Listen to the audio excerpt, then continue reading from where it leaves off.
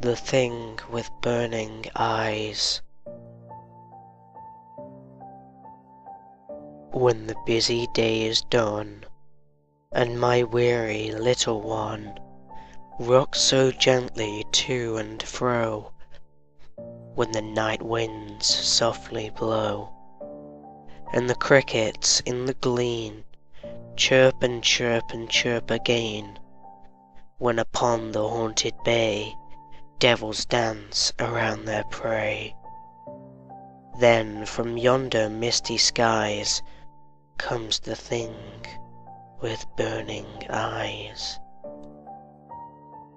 Through the murk and mist and gloom, to our quiet cozy home, where to singing sweet and low rocks a cradle to and fro, when the clock's dull monotone tells us the day is done, where the moonbeams hover o'er playthings sleeping on the floor, where my wee one lies, comes the thing with burning eyes.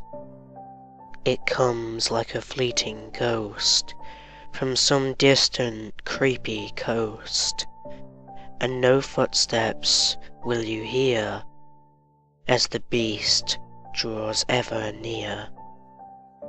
Not a whisper, not a word from that fearful thing is heard by the pale moon's eerie light, with a heart that's full of spite. In the depths of darkness skies comes a thing with burning eyes. With flapping wings it comes upon my dear weary little one, and those claws do outward spread to clasp the little curly head, seem to folden and caress every little silken tress. Then she smooths the eyelids down over those two eyes of brown, in such soothing tender wise comes the thing with burning eyes. Dearest, feel upon your brow that caressing magic now, for the crickets in the glen chirp and chirp and chirp again, when upon the haunted bay devils dance around their prey, and the moonbeams hover o'er playthings sleeping on the floor.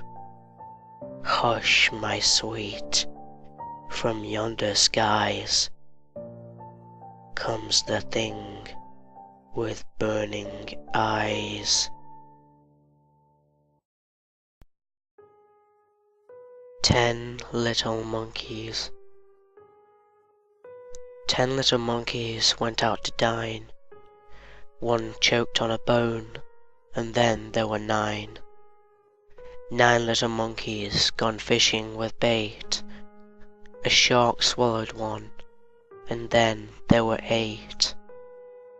8 little monkeys on holiday in Devon. One fell off a cliff, and then there were 7. 7 little monkeys were chopping up sticks. One chopped too much, and then there were 6.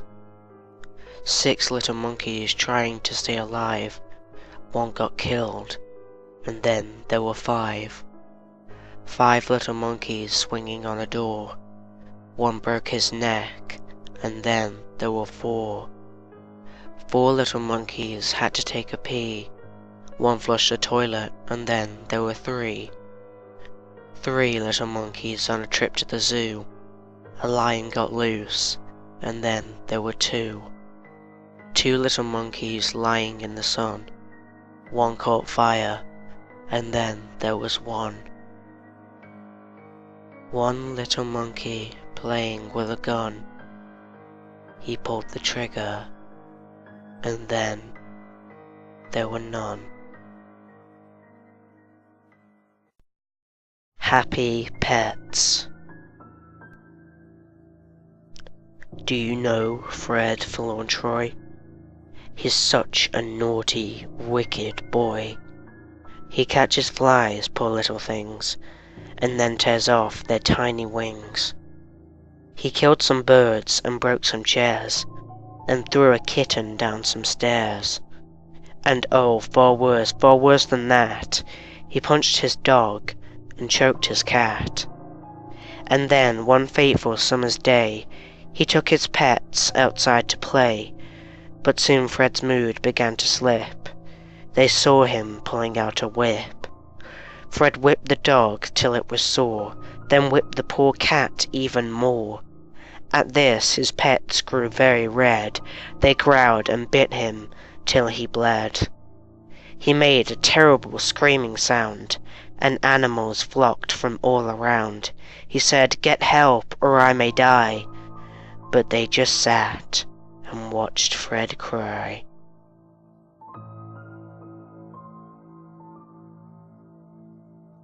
House on a Lake.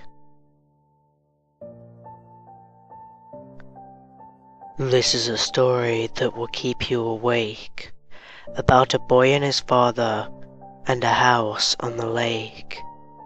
The house on the lake was eerie and cold, with a secret within, until now never told.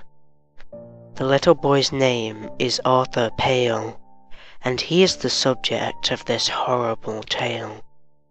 As Arthur got ready for bed that first night, he felt in his bones something wasn't right. So he climbed into bed and lay very still. Then he heard a strange sound that made him feel ill. He lay in his bed, too scared to even scream, hoping the whole thing was only a dream. Then from beneath his bed came a noise that would frighten the bravest of boys. "I am Sorceress, and this is my bed. Any that slept here have ended up dead. If you want me to eat you, then of course you can stay. If you want to live longer, then run far away." Arthur screamed out, "Daddy, come quick!" His father rushed in fear. Arthur was sick. "There's a monster under my bed," the boy cried. His father, half smiling, looked at Arthur and sighed. "There aren't any monsters living under your bed. It's just your imagination for something you read. So go back to sleep, as it's 1:15. You'll be grumpy tomorrow. That won't be fun." Arthur wasn't consumed by the monster that night. He woke up the next day trusting his father was right. It was all just a dream, as his father had said, so he pulled back the duvet and jumped out of bed. Arthur played in the garden for 5 hours or more. He played hide and seek with his friends from next door. The boys played all day until the sun left the sky. It was now getting quite late, so the friends said goodbye. Arthur went straight to bed and fell asleep right away, exhausted from the hours of vigorous play. But soon he awoke with a chill in his bones, fearing the worst. He was no longer alone.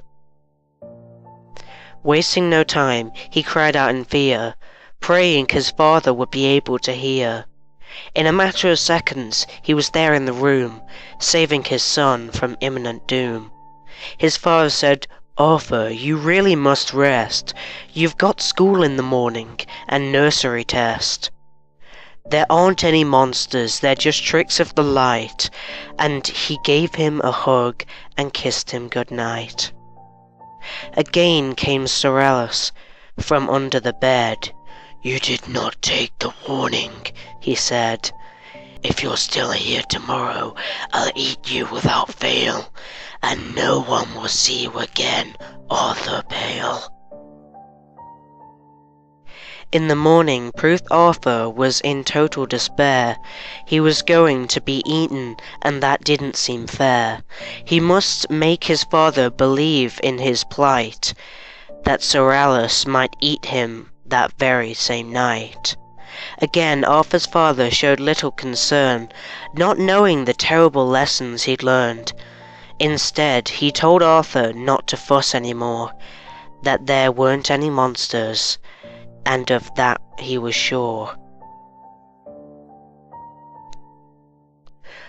Arthur refusing to sleep in his bed, Arthur slept in a chair by the fire instead. This was the last time Mr. Pale saw his son, when he put him to bed at 1:15. When Arthur lay sleeping, the Sorrellis arose. He ate the poor boy from his head to his toes. As the children before, he ate Arthur's coat, an action explained in the note that he wrote. Dear Father, I'm writing this note to explain that I've taken my coat as it's pouring with rain. I'll be gone for a while, but please don't be sad. Just try to remember the good times we had. I tried to explain, but despite all my trying, you did not believe me, you thought I was lying. The monsters are real, they are not in my head.